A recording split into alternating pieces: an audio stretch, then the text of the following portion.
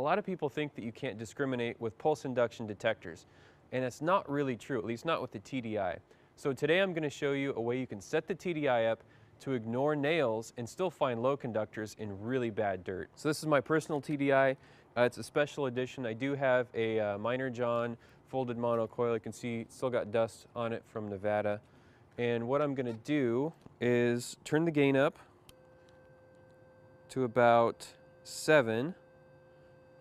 Get my threshold to where you guys can hear it. Frequency right in the middle. I'm going to set the pulse delay up around between 13 and 14, and that's really crucial because that will help get rid of a little bit more of the smaller iron and also eliminate some of the flare that comes off the head of the nails. Now the crucial control for this trick is the ground balance. Now what I'm going to do is I got my nails here. They're kind of arrayed in like just a mess. Like this would be impossible to hunt even with the VLF. What I'm going to do is I'm going to set this to just ignore the nails. So right now I'm in all conductivity.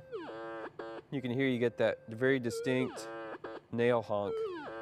That's just horrible. So if I set the switch to low, target conductivity switch to low, go over the nails, I get no response. Maybe a tiny bit of flare off that nail. If I lower the ground balance point, you can hear the nails go off. So I'm just going to advance it until they're gone. And now I'm going to take my Jefferson nickel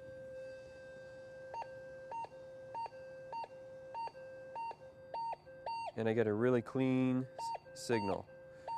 It'll be the same with a gold ring or a gold nugget as long as it's big enough to be picked up by a PI, but it's very clear that you got to dig that target. Again, I'll take the nickel out. No response from the nails at all.